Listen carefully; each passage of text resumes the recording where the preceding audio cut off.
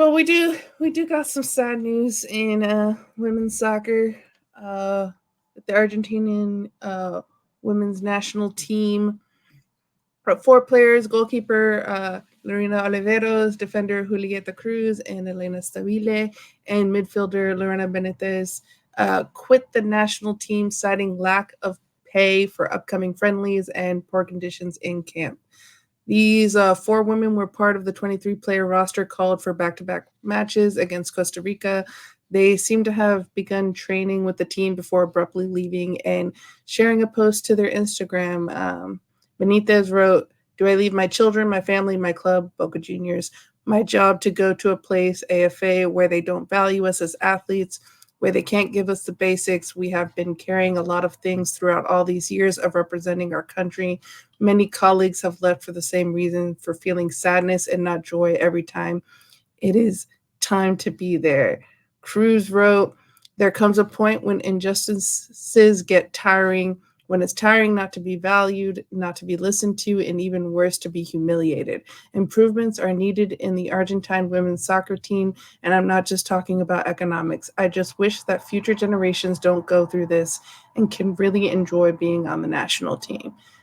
Both Oliveros and Stabile also wrote things, but Tishka, I'm going to throw to you first. We've Yeah. seen the U.S. women fight for equal pay and win. The Canadian women's team is currently fighting with their federations over equal pay. When do you think these federations will actually support their female athletes?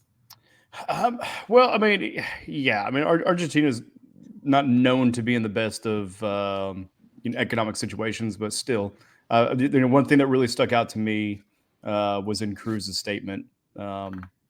Or no, sorry, not Cruz's, Benitez.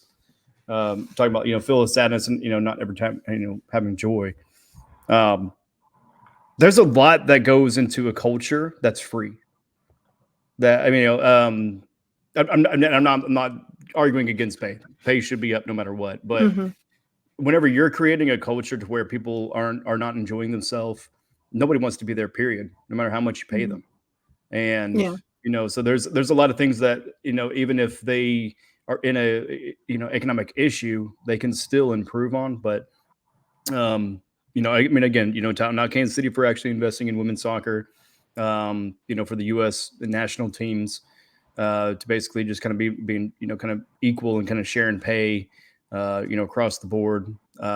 Those are good steps in the right direction, but there's still a lot of work to be done. And and also I'm sure there's a lot more to the story that we don't know Mm-hmm. yet, Yeah. because it was just all of a sudden they left. So is there a scandal? Is there harassment? Is there other things that are at play? Not just poor work conditions and lack of pay. But at the same time, I mean, how can you as an employer, whether it be a national soccer team or a restaurant, I mean, how can you not pay adequately and then also Mm-hmm. treat your employees or workers in that much of a negative light and have a bad culture and expect to be successful? So hopefully, with their actions, with the four that left, hopefully that actually kind of resonates a little bit more with the ownership or the organizers, and that they kind of adjust accordingly. Because like I said, it's for the future generations, so they don't have to go through the same thing that they had to endure and go through. So it's disheartening, but at the same time, I mean, the only way we can make change happen is to be that change, and sometimes being that change is um, painful and comes with consequences and sacrifice. And um, yeah, definitely applaud them for taking the action Yeah. and and kind of leaving, because it is hard to leave. But yeah, I want to know more of the story, but also at the same time I don't. Yeah.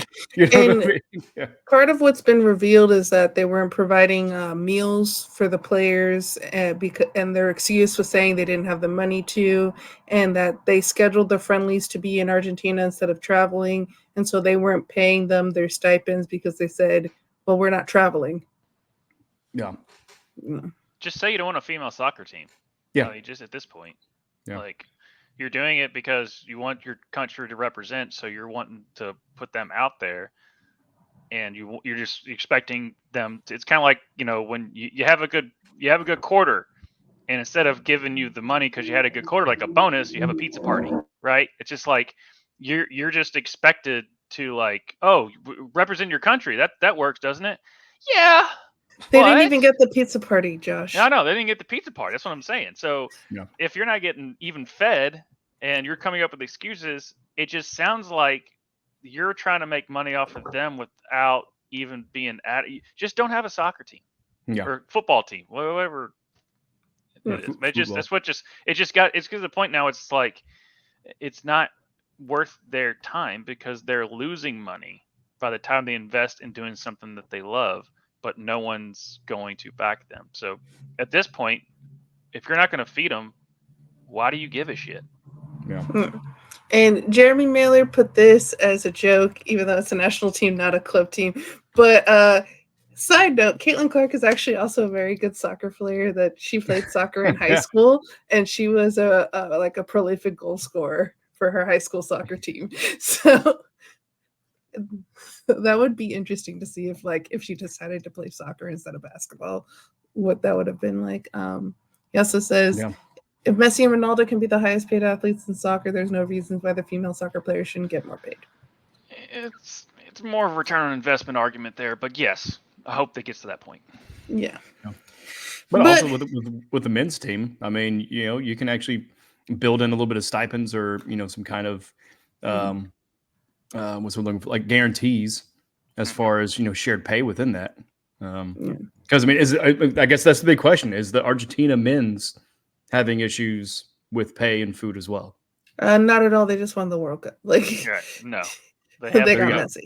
There's but disparaging truth right there. As far as national teams, yes. As far as like how they get paid with their club team, that's a different conversation.